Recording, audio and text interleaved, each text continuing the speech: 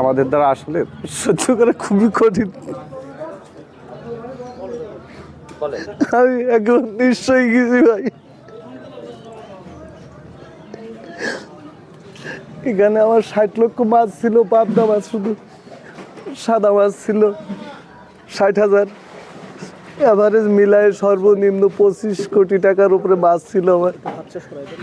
কিন্তু এখন গতকালকে আমি রাত্রি 11:30টার সময় প্রজেক্টের থেকে ফোন গেছে যে ঘেরের অবস্থা খারাপ। আমি সমস্যা কি, কালকে আবার বৃষ্টি হয়েছিল সন্ধ্যার আগে, এটা আমার জানা ছিল না, যে কারণে সন্ধ্যার আগে যে বৃষ্টি হয়েছে পরপরই পানি হিট হয়েছে এবং পরবর্তীতে বিদ্যুৎ ব্যবস্থা এখানে যথেষ্ট পরিমাণ না থাকায় যখনই কারেন্ট চলে গেছে তখন আমার মেশিনগুলো সব অফ হয়ে গেছে।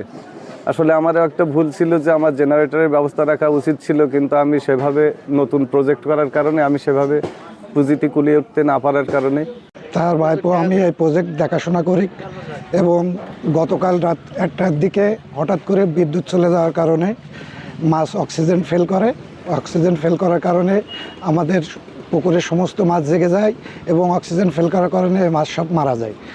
এখানে কমপক্ষে 20 থেকে 25 কোটি টাকার মাছ ছিল, আনুমানিক 15 থেকে 16 কোটি টাকার মাছ অলরেডি মারা গেছে এবং ভেসে উঠেছে। এই মাছ আমরা বাজারজাত করতে পারছি না, সব কিছুই নষ্ট। আমার ছোটো চাচা লোন নিয়ে এবং আর্থিকভাবে অন্য জায়গা থেকে আর্থিক সহযোগিতা নিয়ে এই প্রজেক্টটা গড়ে তুলেছে, এখন বর্তমান সে নিঃস্ব।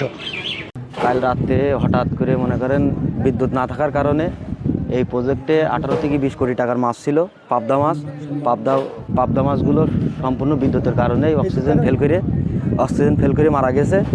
এখন তাদের তো নিঃস্ব, তারা এক হিসাবে নিঃস্ব। তাদের মানে ব্যবসা যে চালাবে এই পরিমাণ কোনো অ্যাবিলিটি নেই, তারা তো প্রচুর পরিমাণ দিনাও আছে। গত শনিবার একটা রিপোর্ট পেলাম, সেটা হলো বাহাদুরপুরে 300 বিঘা ঘেরে ওইখানে বিদ্যুতের জন্য নাকি হলো অনেক মাছ মারা গেছে, অনেক টাকার ক্ষতি হয়েছে। কিন্তু আমাদের শনিবার দিবাগত রাতে আমাদের 1:40 থেকে 2:20 পর্যন্ত লোডশেড ছিল, 40 মিনিট লোডশেড ছিল।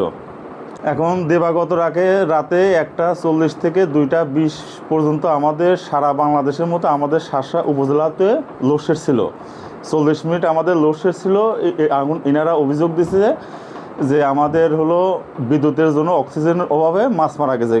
আসলে বিষয়টা সম্পূর্ণ ভিত্তিহীন। আর ওনাদের এত বড় একটা কোটি কোটি টাকার ব্যবসা করে, ওনাদের জেনারেটর ব্যবস্থা নাই, বিকল্প ব্যবস্থা নেই।